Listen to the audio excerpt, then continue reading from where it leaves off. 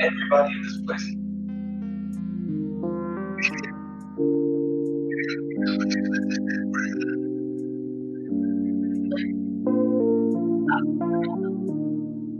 All together in the punch bowl.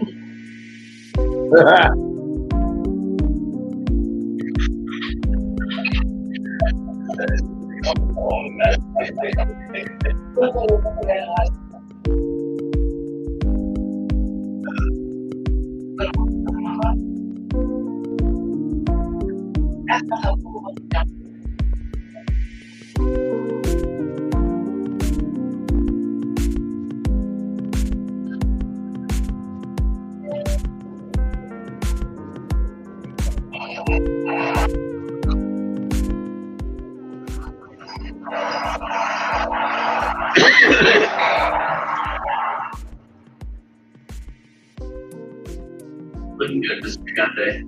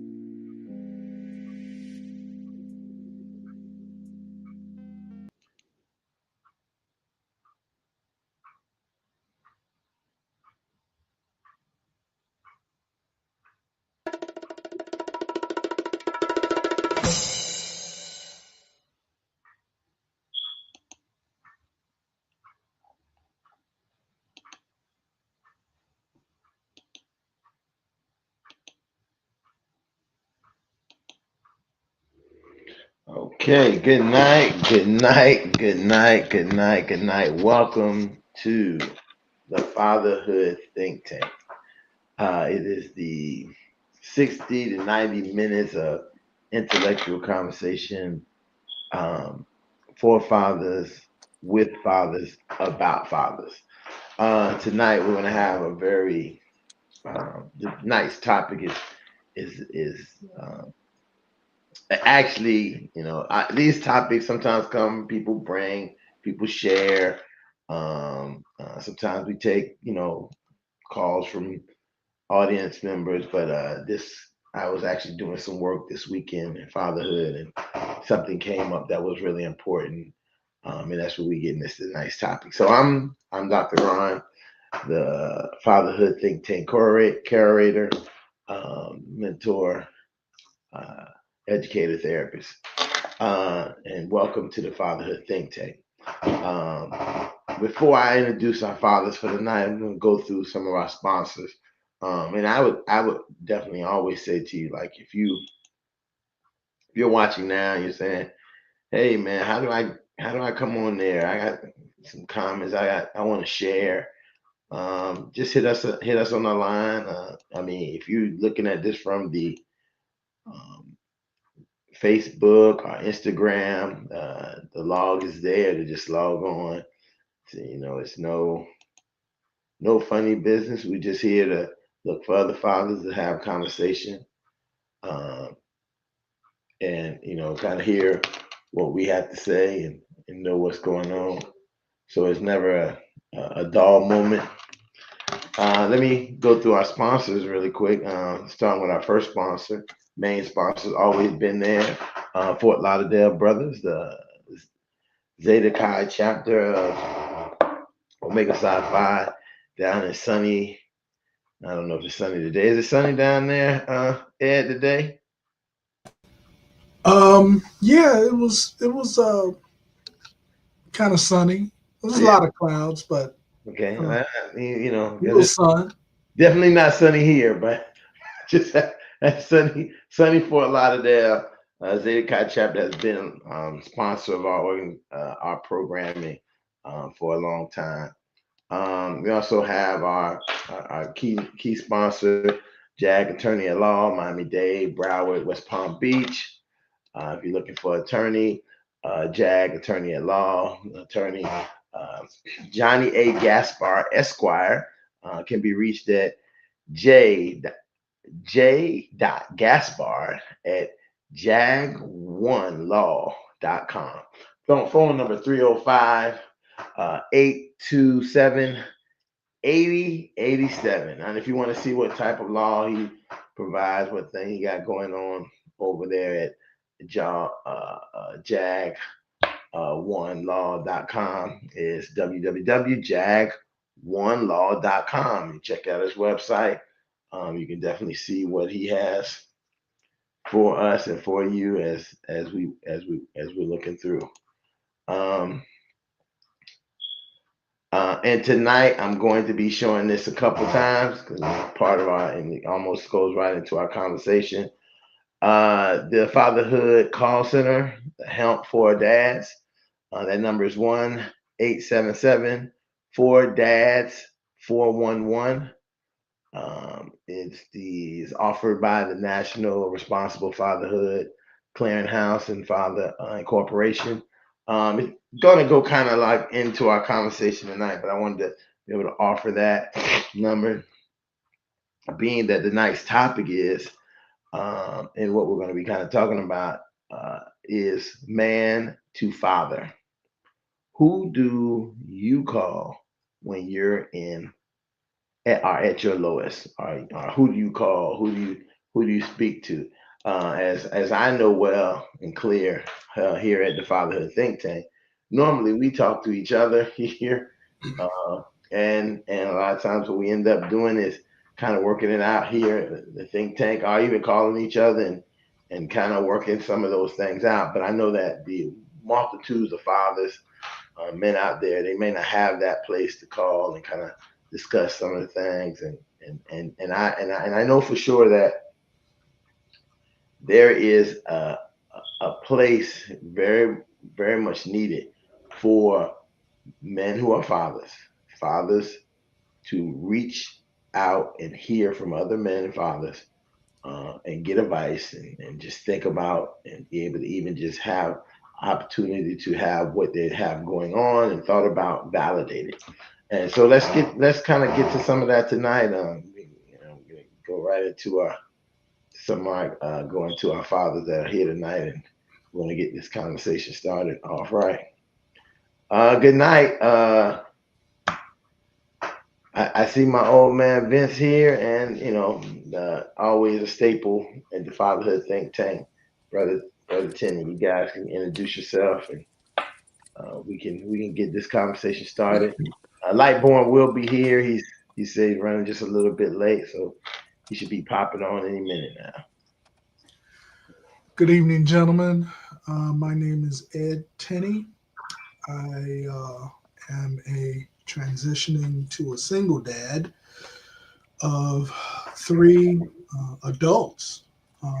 They are age ranging between 31 and 37. I have one grandbaby and two in the oven.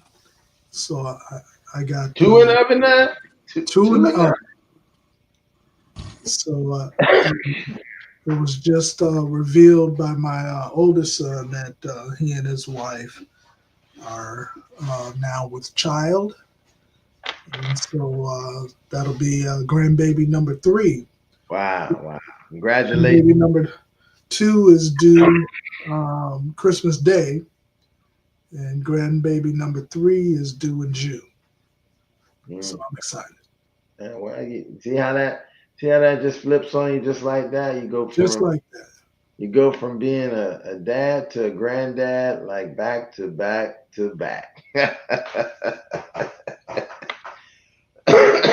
Oh, it looked like we might have lost Vince. Vince was in the car, so you know Yeah, I saw him driving. that connection might not be working so well, and but I know he probably is gonna kick back on. So oh, yeah, there he is right here. Hold on, let me just get him back on the platform. Hey, hey, Vince, we see you got clicked off. Hello? Yeah, we're here. Yeah, guys. How you doing, man? I ain't see y'all in a while, man. It's a blessing to see y'all again. Man, listen here. My name Vincent, and I'm a dad of four. And I've been through a lot. I'm actually getting off of work right now. But I see you done sent me the link, so I had to pop up. It's a blessing to be in this type of circle because the knowledge that y'all been giving me as a father for my kids is I feel like it's a once in a lifetime, and I wish that you know this monumental to me because I wish I had this when I wish my father, not me, but I wish my father had this when I was getting older, so he wouldn't be as lost as I realized he was as much older I got, and as a father I got, the more I realized, damn, my father was just winging it, and he's an island, Bahamian dude, and he was just doing the best he can in what he knew. Because Mm-hmm. people from the islands, they more strict. They're more like when it comes to like tradition, they're more stern and firm to a lot of stuff. So yeah, so this right here made me realize I can be the provider, the breadwinner and everything, but it's okay to have a team. And Mm-hmm. it doesn't always have to be my significant other as a team. I can have a village. Cause that saying of it take a village to raise a child is real. Mm-hmm. Yeah, as you're even talking about that, I think that this is what we kind of get into this conversation because we know that we do take on this domineering, the patriarchy mindset sometimes as a father, right? And so often we don't. Who are we taking our counsel from? Now, the way traditionally it should be taken, in the way I look at it, many times, usually you should take counsel. I would say definitely from your own father, right? So you would take from his experiences, where you learn from him, and then also take his counsel as a person who would be the best advisor, or male father figures that you have had to support you in that. Secondary, my true feeling is that next should be your actual partner. Your partner should be someone that you should be able to. And I know a lot of men have an issue with sometimes as fathers, we feel like, hey, we don't want to burden anybody, and we definitely don't want to burden the people that depend on us, right? For those things. So that the next person I would say, and then I would say even in the next level, and you find this out later.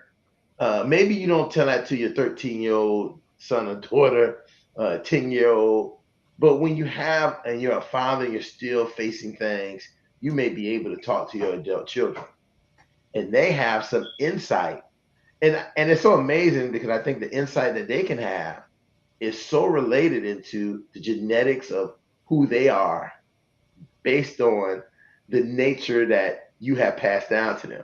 So they have some the things, and they understand some of the inner dynamics of how you operate and how you don't operate. But they're a whole different grown up individual who can at some point. And I speak directly from my own experience with that.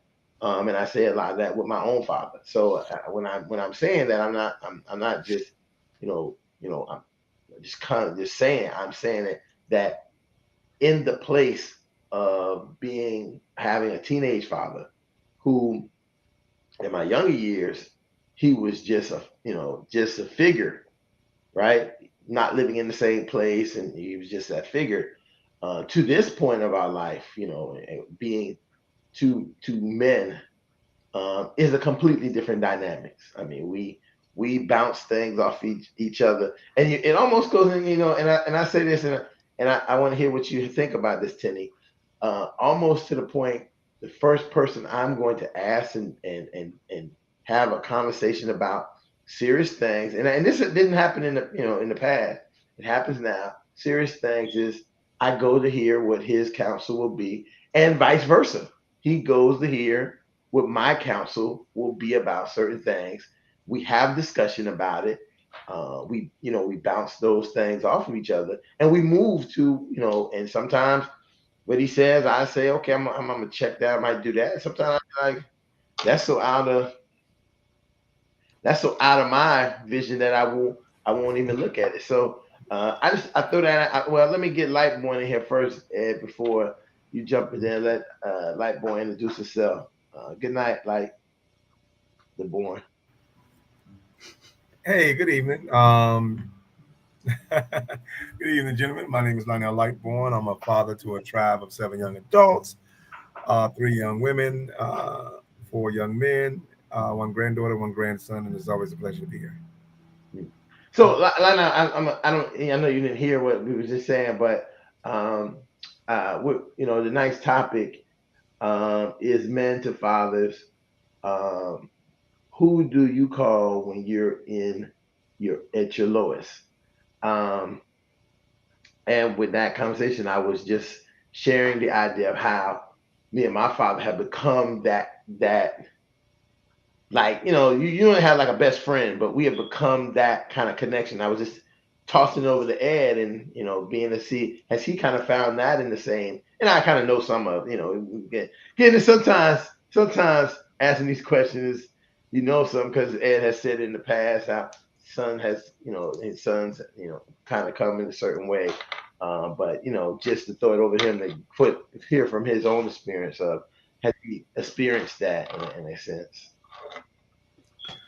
Yeah, as I've mentioned before, now that I'm, in a transition period of where I'm becoming a single dad, it's been very humbling and blessing to have my oldest son step up and come in and help to counsel me, help to work on my self-esteem, my all those things, and it's just encouraging to uh, acknowledge how wise he is, how um, his ability to see into the context of me and uh, actually kind of switching roles as far as being a coach to me as I go through these various things. So it's been a very interesting relationship that he and I have. I appreciate it greatly. But it's interesting, with the topic. I'm still not sure if he's the one that I would call if I'm at my lowest. I still feel like I wouldn't want to burden him, with issues that I'm going through. Um, as I kind of think back to um, when they were much, much younger, I would consider myself extremely blessed to be a part of a large church that, the guys uh, would specifically get together who wanted to be better fathers, who wanted to be better husbands. And, we'd get together in these group settings and, that would be our topic of discussion. And, we kind of hold each other accountable and all this other kind of stuff. And that, I wouldn't, trade those experiences and knowledges and wisdoms from those other gentlemen for the world. I think, God truly used the wisdom of those guys to be able to help pour into me, and I'd be able to glean, what I'd applied to my own kids. And I think as a result, looking at how my kids are today, I think they are truly the beneficiary of, me being um, humble enough to be around other men and acknowledge that, I don't know everything as a dad. What do you know? If, given this circumstance, given this scenario, how would you handle it? Because I may not have been able to uh, share any experience at that particular time, but they may have gone through something and be able to impart some wisdom. So I'm very thankful for those opportunities. And I think I'm just, right now seeing the um, blessings and benefits of being a part of things like that. But as of right now, I don't know who I'd call. Ghostbusters at this point. But no, look, listen, my phone is always open to you, my brother. So definitely, and I think Lightborn will say the same thing. We are listen. And when I was bringing it there about my dad, I wasn't saying it in the sense, and I understand exactly what you're saying. I was just saying that in so people can have an experience that the idea that some people will say, well, I've been with my dad all my life and I've talked to him and this and that.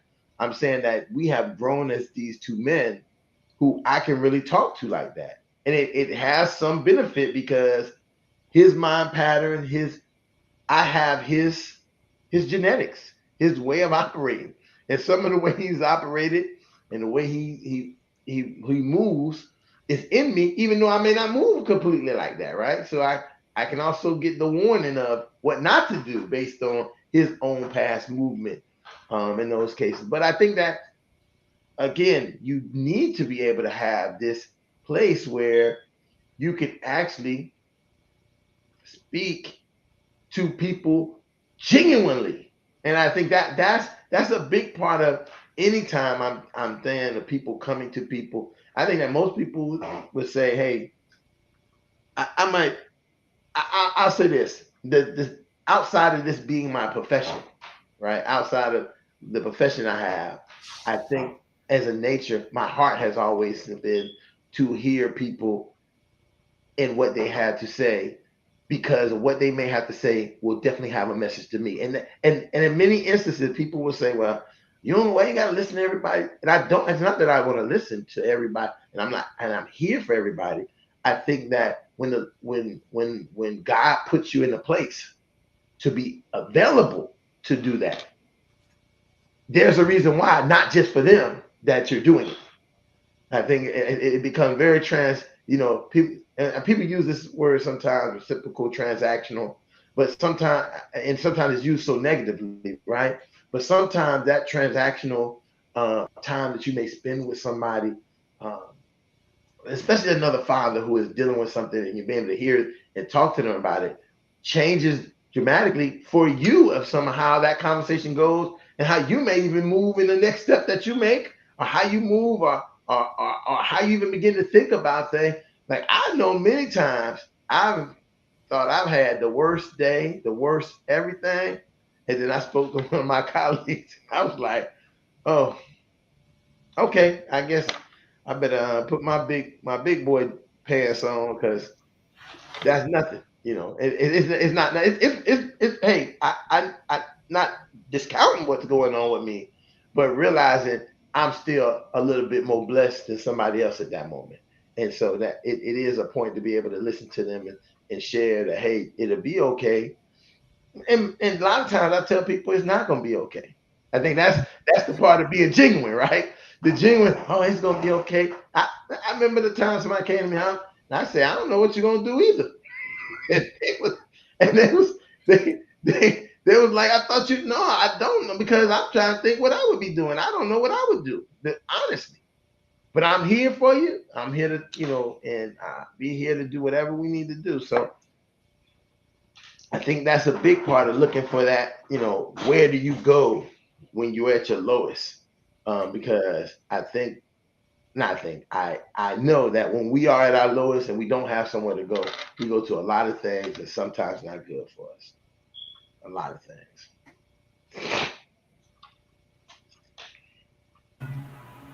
Well, thanks for sharing, Ron. I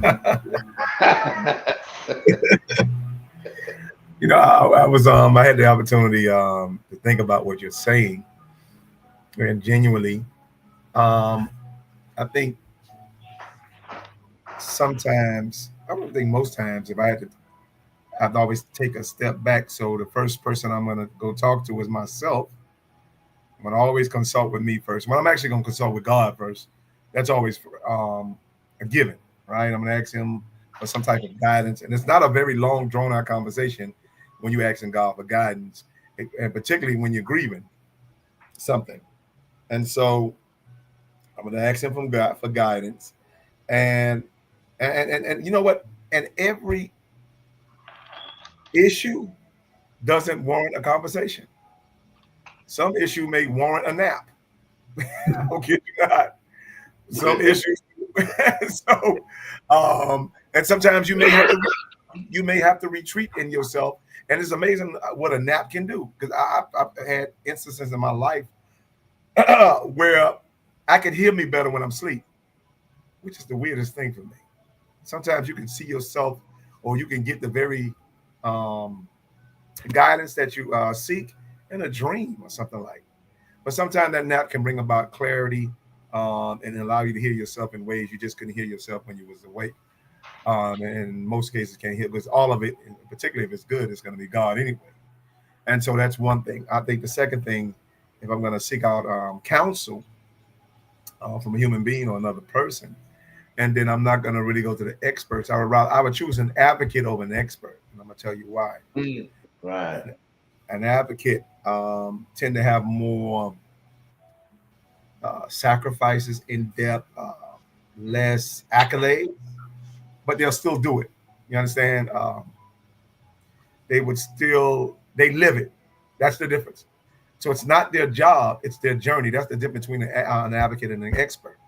An expert, that's his job, but an advocate, that's his journey. So he never, or he or she never stops improving on what it is that God has called them to give to the world. And so I'm not saying I wouldn't seek expert opinion on different things, but when it comes to matters of the mind and the body and the soul, I would more likely lean towards that advocate than I would an expert. But other than that, that can be anybody at any time. I have an array of experts. As a matter of fact, you guys I would consider experts. So it depends on the topic or the issue or the particular crisis or the concerns. I would call Ron in place of Teeny, but if it's something that Teeny have strengths in and you don't, Ron, then I would end up calling. Wisdom would guide me to call. You understand, the people who would be an advocate for this particular topic or this particular concern. And like point, let me say, as you saying that, let me just add to that what you're saying. It is so important that this idea about experts, right? Experts is not what somebody else determined. Experts is what we have determined based on our experience with that person. Because it is about experience, but you can know a person and they can have the expertise in what you need better than the alleged expert, right? And how they handle and what they tell you. So I agree with that 100%. You can be surprised how the man on the street could give you the information. Correct. That you went to the big house and paid $350 for, and you could have just dropped a dime in the man on the street bucket, and he would have gave the better, not advice, but he would have given a better advocacy. Correct. And then I don't want to deny the immediate expert and advocate that's rolled into one, and that's basically the people around you, like your spouse. You know, we'll have these conversations, but I'm like, you may need to talk to your spouse because you may need to get an answer. You'll probably get an answer out of a woman you couldn't really get out of a man because she want the same thing you want, or she may want more for you than you want for yourself, or she may see you bigger than the situation you see yourself small in. And so it depends on what kind of counsel you need. You may just not need advocacy counsel. You may just need affectionate counsel, and that's the importance of your wife. You may need accountability counseling, and that may come from your children. I mean, I'm not afraid now. I mean, my kids are adults, but I think when I asked them and I put them on the spot to ask them, you know, what type of father I was or was I a good father, I think I had a situation which was really because I didn't ask the question for that response. Asking a question to my son, I took him out to lunch, and we was at Flanagan's or whatever, and I asked him a question just out of the blue, just making conversation, and I asked him a question that he just wasn't prepared to answer, and because, and let me give you a backstory on it, because he, out of all of my children, his mom is the only one who's not here, and so when I asked him a question about me, like what type of father was I a good father to you, or something to that nature, then it triggered something to him, and now, you know, he's in the and he's trying to hold back, but then he says I'm a good father. He gives me a short answer, and then he goes straight to the bathroom. And then my wife, she told me, she's like, maybe you need to go in there and check on him. And I was like, you know, I just wasn't ready for that response and stuff like that. And so it triggered something totally different. And sometimes, which was back to what you said, Ron, you can be doing a self-assessment on your worth, right? And not understand how much of what you're going through may trigger somebody that's going through something even deeper than what you're going through. When I went into the bathroom, of course, he was bawling out, trying to compose himself. Because you're in a public place, he's trying to compose himself. And, you know, I told him, I said, I asked, you know, and I didn't, I didn't go in his space. It's just something about a wisdom that tells you when a person needs to be touched, when he don't needs to be touched, and the fact that he separate himself from, you know, in the stall from everybody else, just told me he needed his space to himself until he can get himself composed. And I was like, you know, that wasn't the response I was, because I think I was looking for a response for me. You understand? Which could have seemed selfish at the time or whatever. It wasn't really intentional to be selfish, but it could have been. And I asked him a question that he just wasn't prepared to answer. You know, and he wasn't prepared to address, because that particular question to him seemed like a memorial question when it may be just a memorable question for somebody else. And so that was a very, very hard moment to understand that his mom has been, I would say, she's passed away 12, so 14 years now, maybe 13 years. And Right. he still have a lot of unpacked hurt and emotions he was. And then, of course, anything hurts him, hurts me. So um, I was like, I could have really been wise in approaching it. And I could have really been wise in asking 6 of the other ones who were in a better place to probably answer that question than he was. So I could have used a lot more wisdom on that. But that's just one of the situations. But I'm going to digress and hear what you guys got to say. You know, that's a really good point that you're making, Lightborn. And this is you know where what makes fatherhood somewhat difficult on the genuine level than the superficial level that people sometimes look at it. You know, it I know this. I hear how so often people will say, "Hey, you're not a good." How good dads are not, right? But then also, I'm gonna tell you, I hear on the whole nother, because of where I am at and where I involve myself in area with people. Hear a lot about this guy's a good dad. He's a good father. He's a good father figure. He's a good stepdad. He's a good, he has these good qualities. And what happens to on both places, with good and bad, I always wonder is when we are hearing that, who are we telling? Who are we telling our feelings about that to, right? And I go right back to what I said. I said it's three tiers. The first is having a mentor type person. Then you have a partner. Then you have your followers, right? So those three tiers. I just made that up on the spot, but I presented it earlier. So father-like figures, your partner. So your partner, it could be your spouse, could be your child's mother, or what have you. And then it also could be the people under you who look up to you. It could be your children. It could be people learning from you. It could look, one of my and I give praise to this young person all the time, that they have taught me more grace and taught me more than I think I taught them. They say I taught them all the time. You taught me, so you showed me, you've been there, but they have really did that more for me than in my mind, And so it's one of those places where you're able to say, and I can go to them and say, hey, here's how things going, and they can either bring me to a place, and it's real because of the relationship, and I think that's a big part of when we're looking at what is that relationship, how those relationships operate. So I definitely feel that you're saying.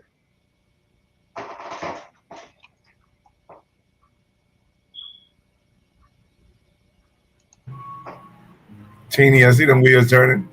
What about you, Oh, Vincent? yeah, it's Vince's turn. wanted to touch on that, man. What Lightborn even said and what Dr. Ryan said, like the stuff like that y'all talking about. Like I look up to y'all guys right now because I'm a young father, but at the same time, I'm not that young. I'm in my late 30s, going on my 40s, and it just showed me that I don't care what you're going through. You gotta stop thinking that you don't have nobody you could turn to. You gotta find the person that you could trust into. Like I know there's times I was on my last or I didn't have it at all. I know I could call Dr. Ryan. If I had Lightborn number, I know I could probably call him and see if he could help me out or if he could give me some type of resources. So it's just not a matter of fact of shutting yourself out to the resources that you do have, and knowing that um having the humbleness and discernment to sometimes humble yourself down to the point where you can talk to somebody that's not of our generation and still learn from, like you said, your son, or if not him, a friend. You'll be surprised, or even a significant other. That what y'all hitting on is impactful to me because I'm going through the process of learning how to trust again. Not because I didn't trust, because I know what I've been through in my personal relationship with my significant other, and we had our ups and downs. So now, if we trying to build that back up and just at least co-parent or be around each other, I know that I have to have a transitioning state of learning how to still trust, even when she hurt me. You know what I'm saying? So it's very impactful with what y'all saying when it comes to learning how to uh, go to somebody for the guidance of being a father and learning how to still communicate and getting that language out there for you to be able to be the best father you could be for these kids. Mm, definitely. And I think as I hear you say that, Vince, um, just sometimes being able to work that relationship out with our significant others and partners is a big part. Um, I know we have I think sometimes as men, if we have a phobia of looking weak, right? And we don't want to look weak. We don't look like we don't have it under control. But I really feel many times that just my experience with women, that when you have a good one, let me preface.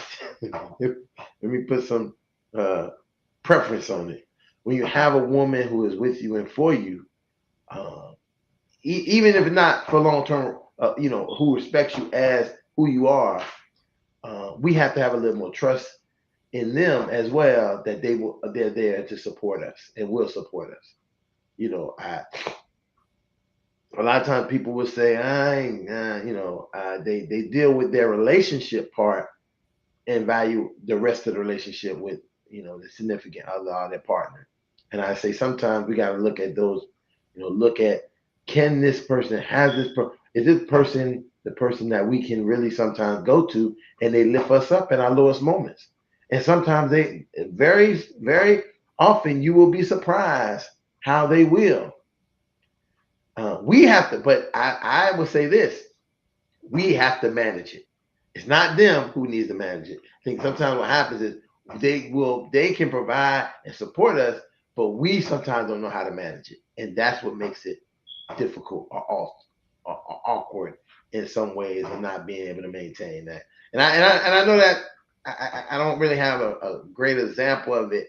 I love to give examples, but I hope people are understanding when I say this. It's not like they're doing it. It's just a genuine of who you was, who you are to them, who you've been to them.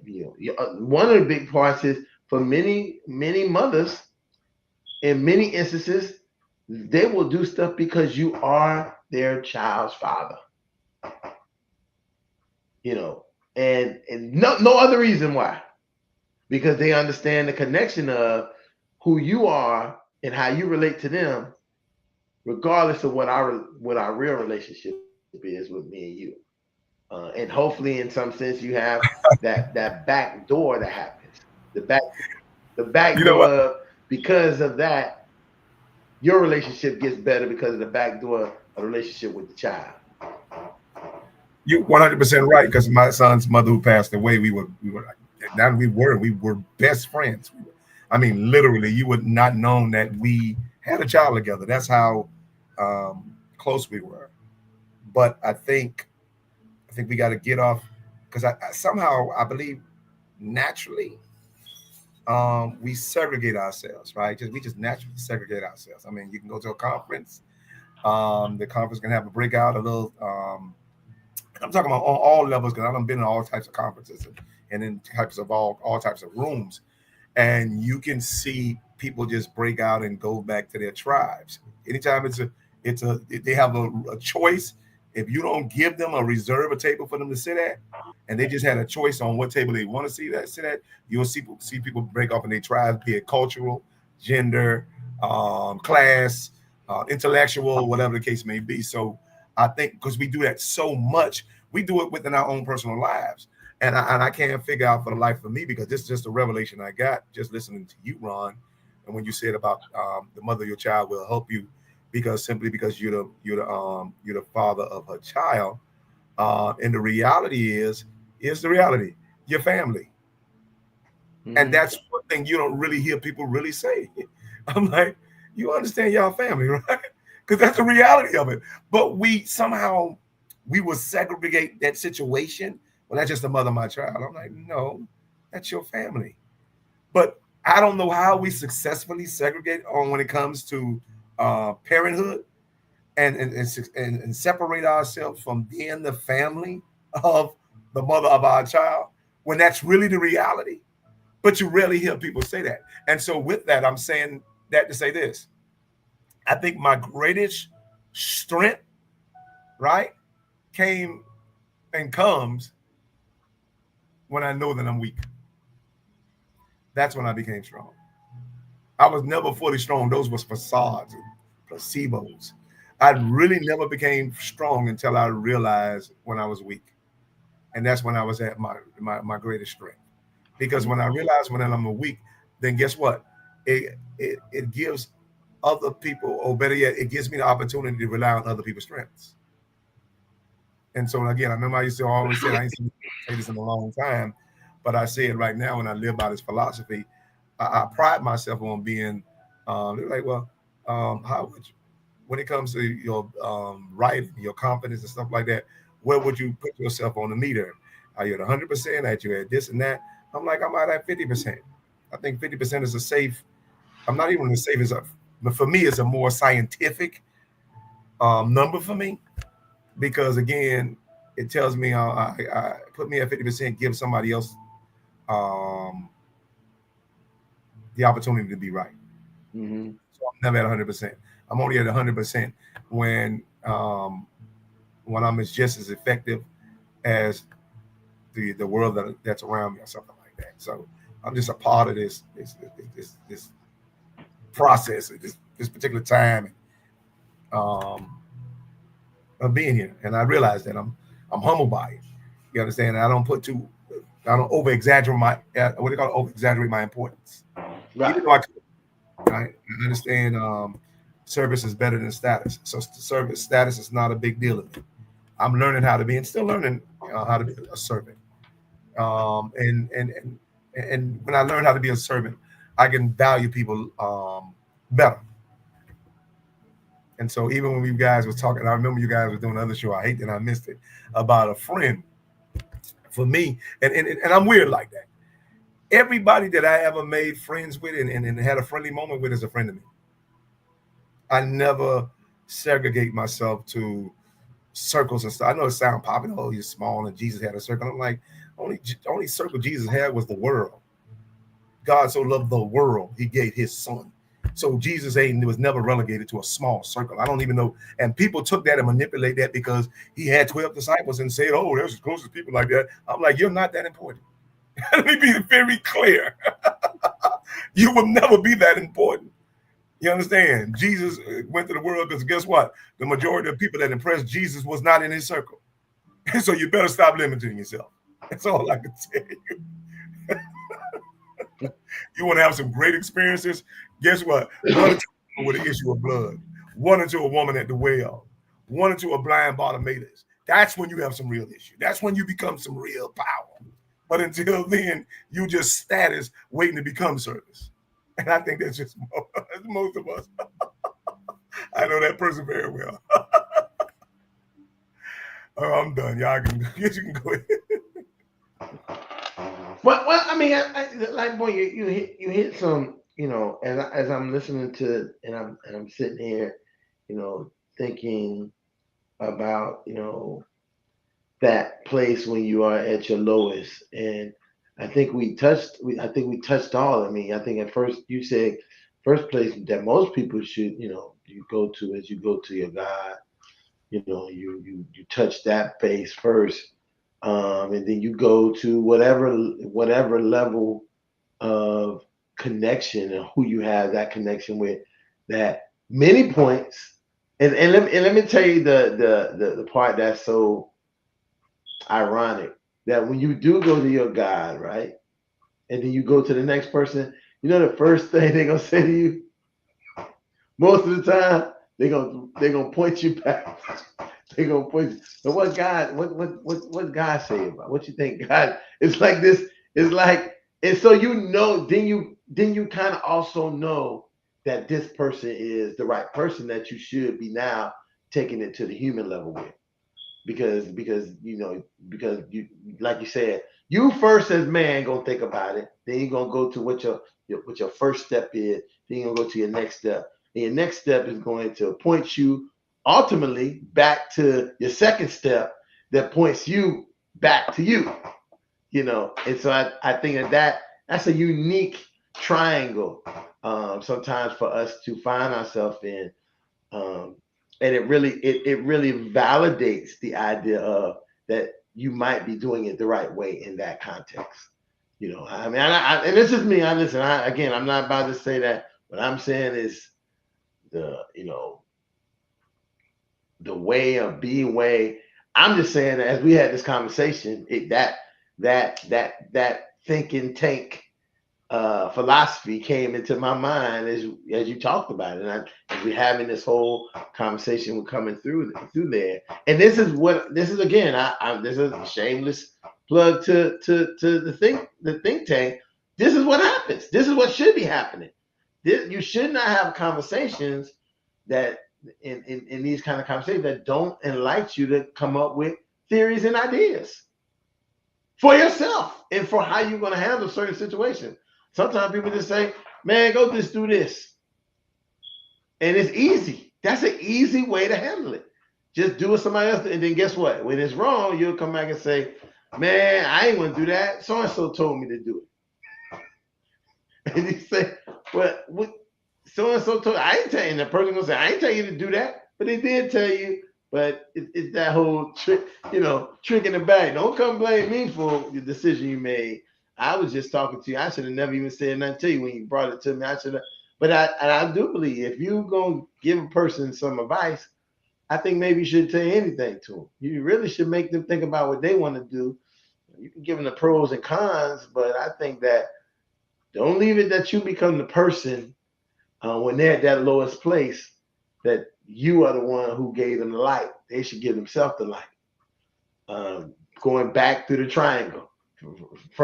To me, back to your God, back to yourself. And then you make the decision.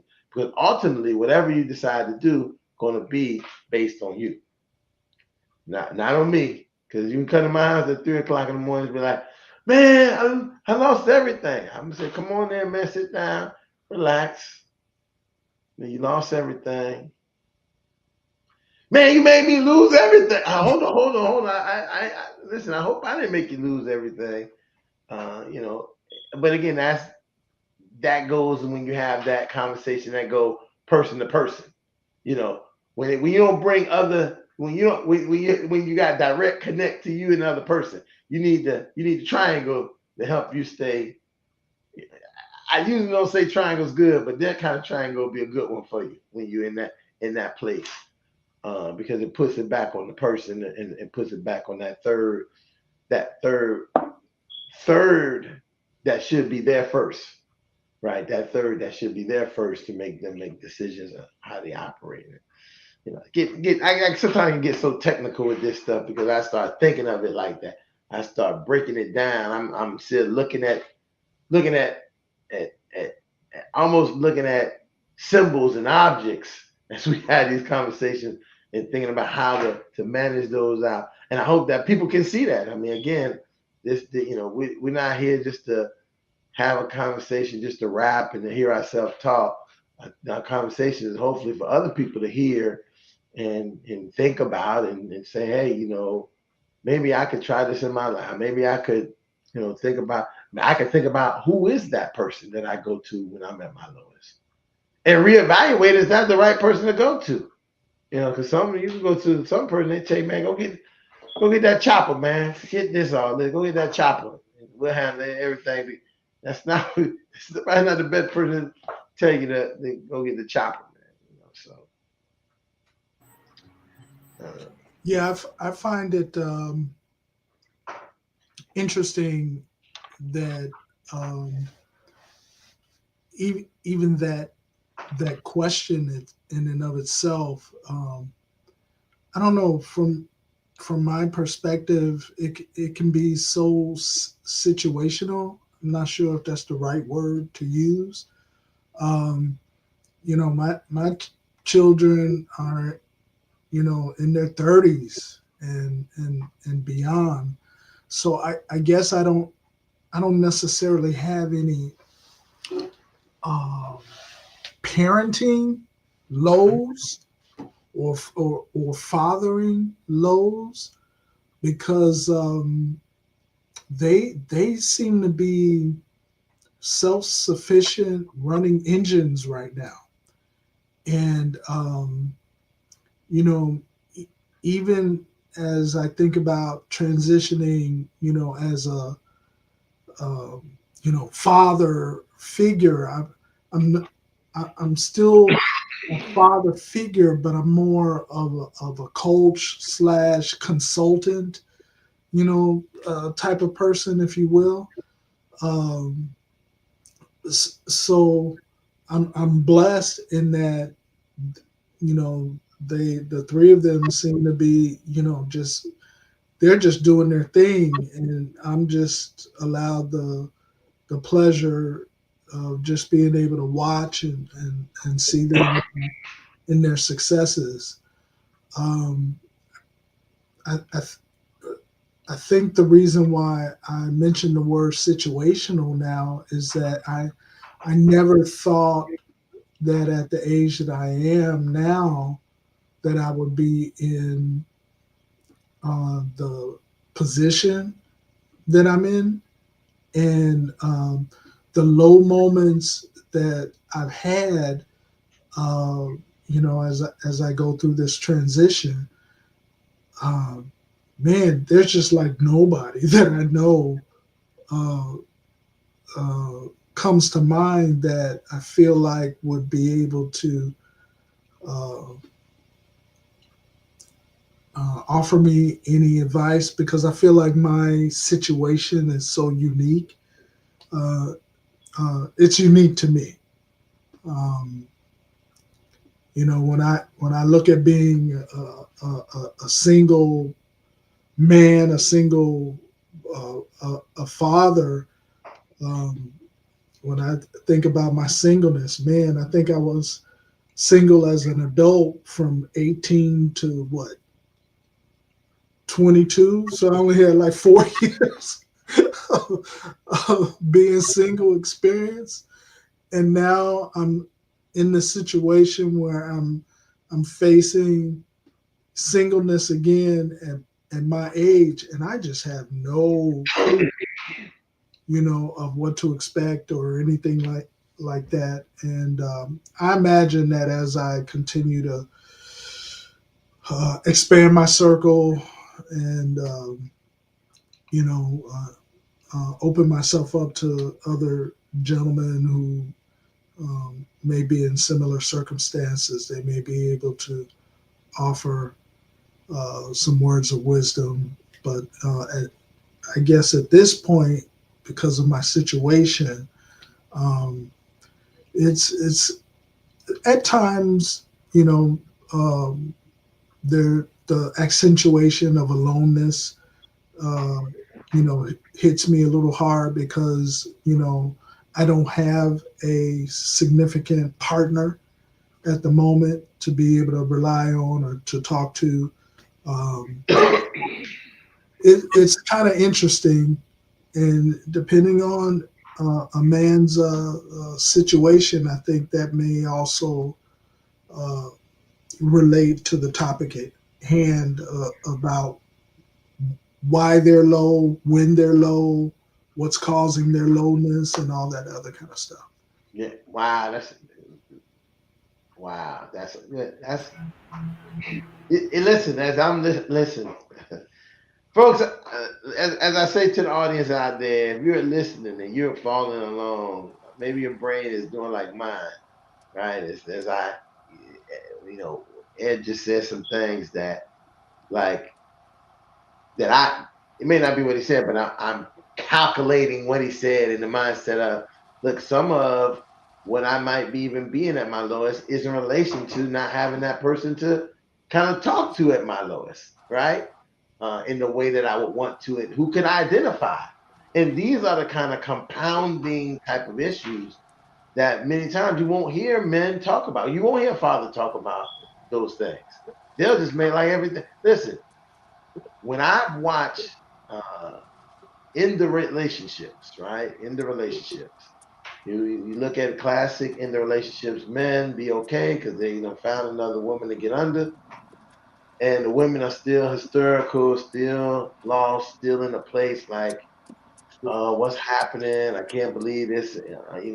They have this time frame a lot of times. And people assume that the men are just okay. We be okay. A men, they moved on. Your father died. You don't cry. There's so many things that is an expectation of us as men and fathers that is not an expectation of others. And just the idea of even expressing that we do have those feelings and those things do happen to us, and we are affected by them, becomes a big part of who can we even tell that to, that we're not vulnerable in a vulnerable state where people are beginning to look at you. And I think sometimes it's in our mind, we think people are going to look at us a different way, but I think that I found in my work that people don't look at you at a different way like that. They look at you in a different way to say, how much strength you have in being able to recognize and identify that in yourself as men and as fathers, because we don't. And we'll, a man would be like, hey, I lost my whole, and I sent this out to a line brother of mine. That's gonna come on, just if he wanted to talk tonight, because he made a post. And the post was about if, but let's just say he has had a lot of deaths within the last month, like on top. And he called me last night. We kind of talked, and I was like, "Yo, that's kind of the reality. We're gonna have more deaths at our age than we ever could imagine, and you're gonna be dealing with the people that And he posted a picture of his relatives, and saying how many of them were still there. And I was just telling him, brother, that's our cycle. At some point, they're going to be going. We just got to hope, stay strong that their life and that we enjoyed the life that we enjoy with them. It's those kind of conversations that he could able to have that conversation with me, but the chance of him having it with somebody else, or even speaking, was probably none. He probably didn't tell her, he can't really talk to his wife because she's still dealing with the passing of her father. So it's like you don't want to almost go into this place, pity party or trauma party or loss and grief party, and so you just kind of try to find a way to find it. And he made like a huge, like it was a funny thing. He had sent me like a post, a joke. I mean, it was like a joke, but I don't know if I tell you so much a joke, but here it is. He was saying, "Hey, this would be my post for tomorrow. Please don't piss me off by dying today." and again, people would see that post and think about, what is this guy talking about? But again, that's the way that he could say what he wanted to say, but people don't really know what he meant by it, right? I know what he meant by it, and they could take it any kind of way and go with it, but I know that he was in a lot of pain, and we, just thinking of losing so many people back to back to back to back to back. And then that, we know that loss starts to affect our own mortality, right? So we start thinking about ourselves in that same way. And men think about it a lot more, because we also thinking about it in our mortality of us going away. How many people are going to be affected by us going away? What my wife, what my kids are going to be able to do? Oh, my family that I'm the centerpiece of most of what happens. I go, what's going to happen with them? Sometimes you begin to put all of that onto you, in dealing with other people's, passing and moving on to the next life and to the next place. So it's deep. It's deep. I just say to the think tank audience, it's deep. It's deep. Tina, you really triggered something spiritual in me, because as you was explaining yourself, or that he had given your I'm gonna say it's a confession. I'm trying to use a better word than confession, because it's really not a confession. But you was being just pouring out your empathy and dealing with what you're dealing with. Um, I was like, wow, when you was talking about something that nobody, you rarely hear it, you rarely, as a matter of fact, could have really hear and understand what you said until you actually said what you said tonight. And so I'm like, wow. So that's what that means. The Bible says when a man findeth the wife, he findeth a good thing. I think I understand what it is. I'm like, what you're saying is, I miss you miss that good thing. And I think people confuse the good thing with this person or that person. The God Bible didn't say, "Oh, when you find a wife, you find it a good person." It said, "When you find a wife, you find it a good thing." And so I think you missed that good thing that you was aiming to be, and that you continuously be, because being married makes you a good person. That's the good thing in the marriage. And so when something is a foundation, you understand, and that foundation, anybody knows if the foundation of a house is messed up, it's gone. Everybody knows it's condemned. And so with that foundation of that marriage, be it good, bad, or indifferent, that it's still, you understand, the thing that's the good thing. It's the thing that holds both of you to, the good in both of you together, whether you aspire for it or not. I can remember being in a relationship, a particular relationship. I was so happy for the relationship, I didn't even know that the woman unhappy.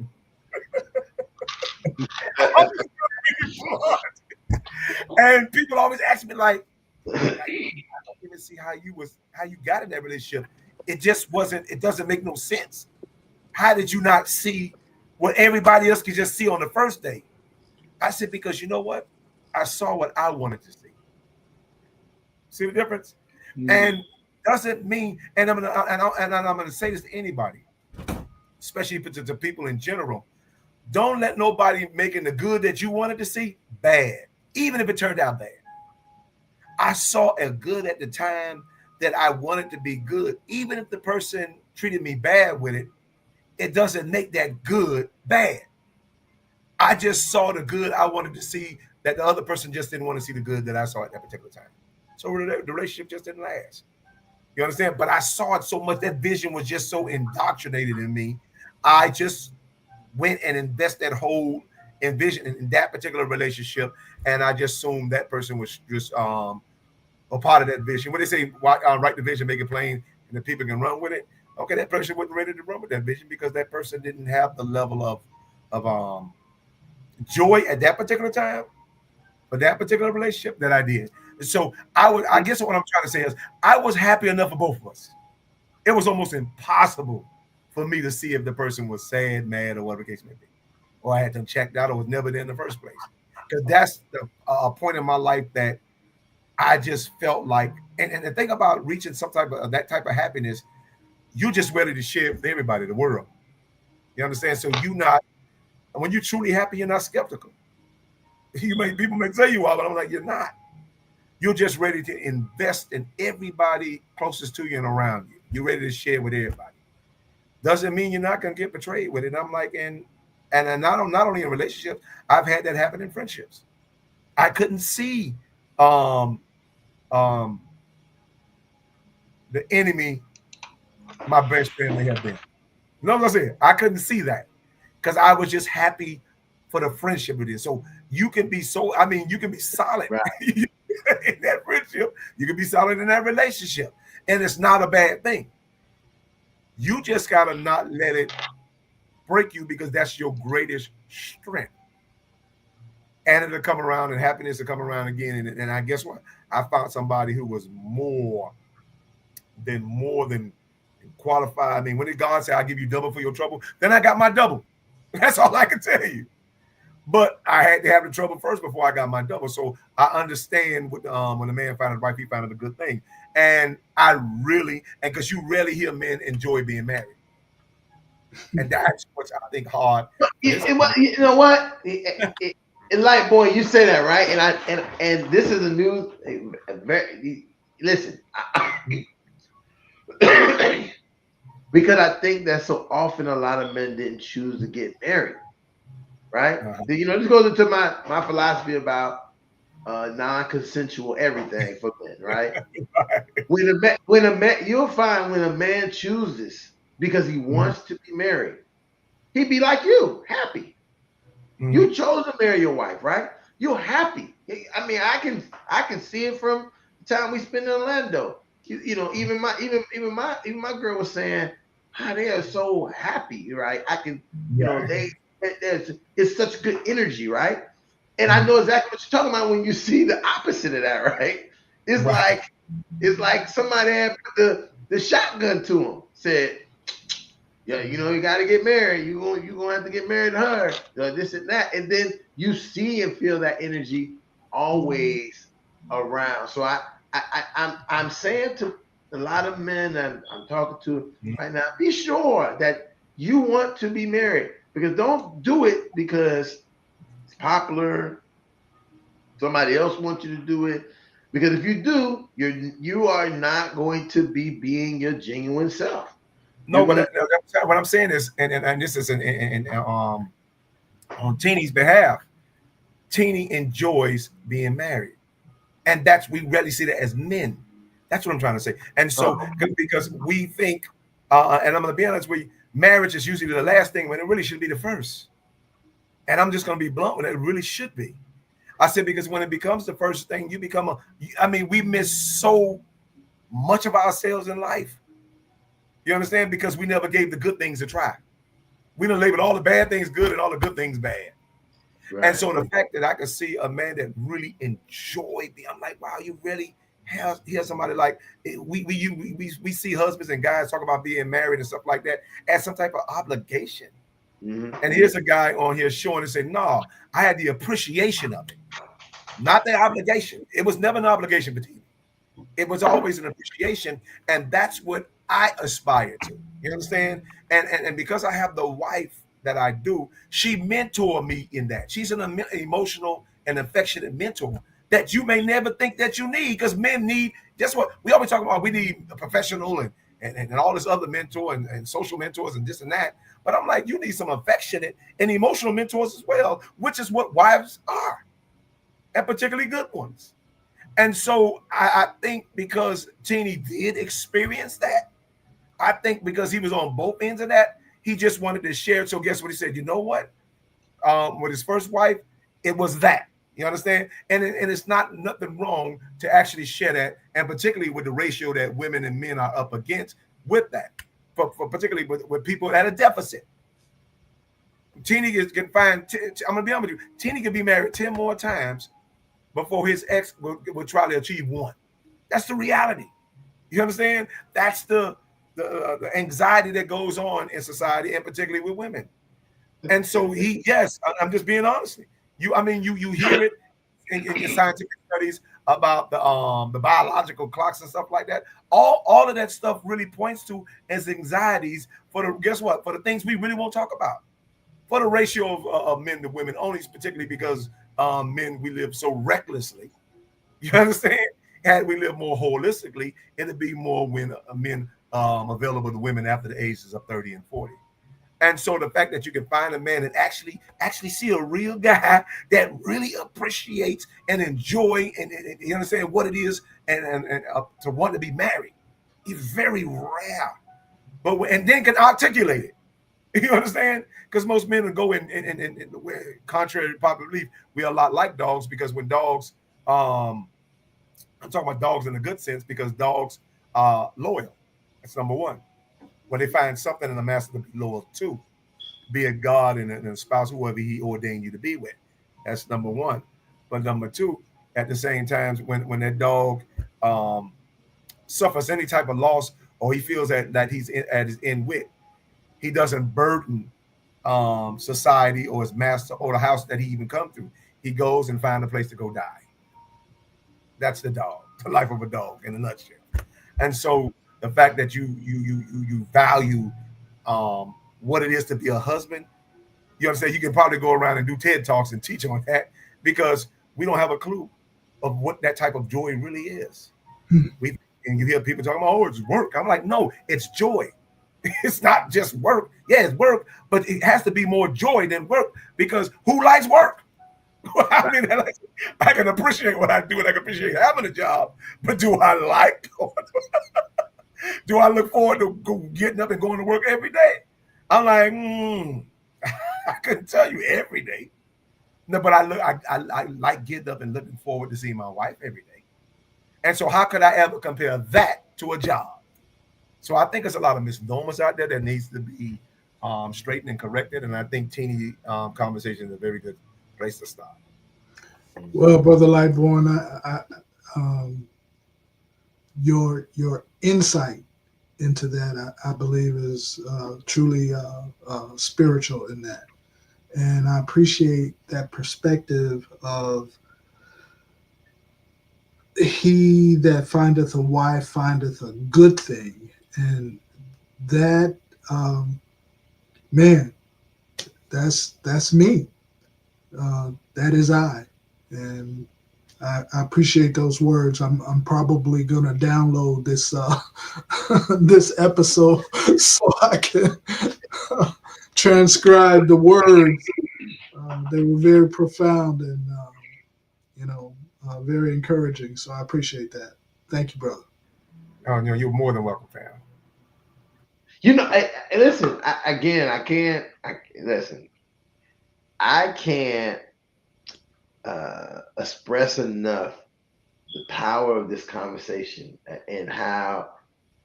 Listen, I don't know if people realize the power it has for us, and we're having it. The power it has for people who might be listening to it, right? And I think, Ed, you just said it, like being able to stop. And I know because I do get the feedback of the conversations. People, say, oh, that was, right. I just let you know, Ed, you are, in the what's the thing they have, the ratings or whatever. People really wait to hear what you got to say. It's like, what does the great Buddha have to say? They, they be waiting. They waiting, That's me, the light board. My wife is a fan. My wife is a fan of that of it as well. Listen, I'm telling you, you have a rating where people wait and say, "Hey, what are you gonna say?" Because they stand by. What you gonna say? Me and Light Boy, we kick around. We got whatever. But if people really wait to hear what Confucius gonna say, and what great. And it's not that you got these great, not they say, oh, the theory. It's like it's very relatable to people. I think in a place where they understand that you come in a very, very, very even place to say, hey, this is the fact. But I think that also comes into what Lightborn said. You have a spirit for marriage, right? You have a spirit for partnership, and sometimes that it can be heard in your words, in the things that you say. And because I'm thinking also, the rating is that it is the women I think that listen to the show who are like I think like one say are the fans. Like they like he got the right word. Yeah, he was. I understood what he's saying, and again, this is what we're doing this for people to be able to hear, think about, listen. We're doing it for ourselves, also to have our own place to be able to talk about, these topics. But I think in the bigger point is for our society, larger society of men and fathers out in the community to have a place to, log in and see and hear and be able to take some of the experience and some of the conversations, some of the hypotheses that we come up with and run with them for themselves. Not telling you, very different from other platform. People tell you should believe this and you should do that and this the way. It's more of a here's a smorgasbord of ideas and ways for you to think about how your fatherhood and manhood is going, and take what you can and build the best meal for yourself, for your family, and for your children, for your partners. And I think that's where it is the best benefit. Um, I just want to say thank you guys tonight. Definitely, because it was. I feel after these conversations, I feel exhilarated. Right? Maybe because I feel like I'm doing something that's meaningful. Like it has Nia. To me, we use this term Swahili. Purpose is Nia.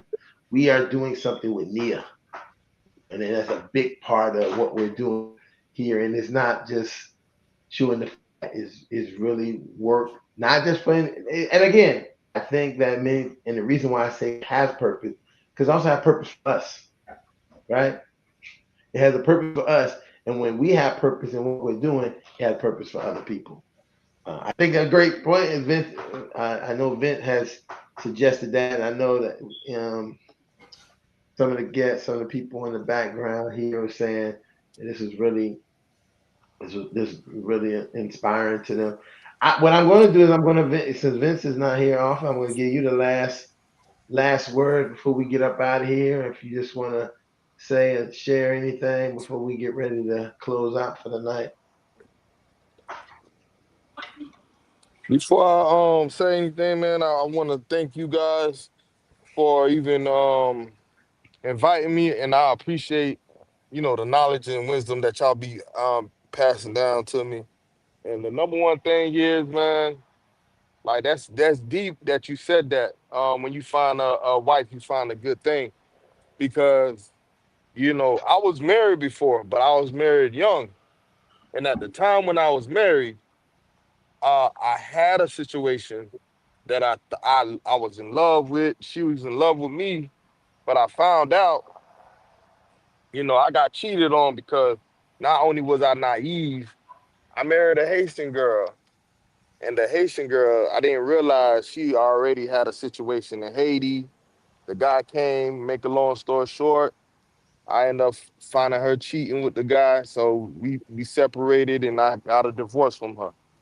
But the thing was, she sauced me up so good, I didn't realize I was just being played. You know what I mean? But that's not the point. The point is, once you find a good woman and you find that person for you, and God bless you with that good person, do the best you can when you can. And if it's not in the cards for you to be the good, be for anyone, then be the best for yourself sometimes. And I realize that you gotta love yourself too. The moment you love yourself, you ain't gotta look for nobody. That person gonna find you eventually. Right, right, right on.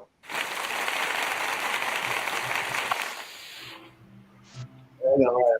Well, with that being said, I want to thank everybody for joining us here, uh, joining the Fatherhood Think Tank. Just show note,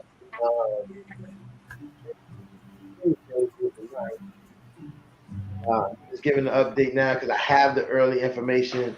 My nieces are in a big production here. I try to support them as much as possible. So we won't be having a show next week. Put out flyers for that, but we'll be right back here on the 6th.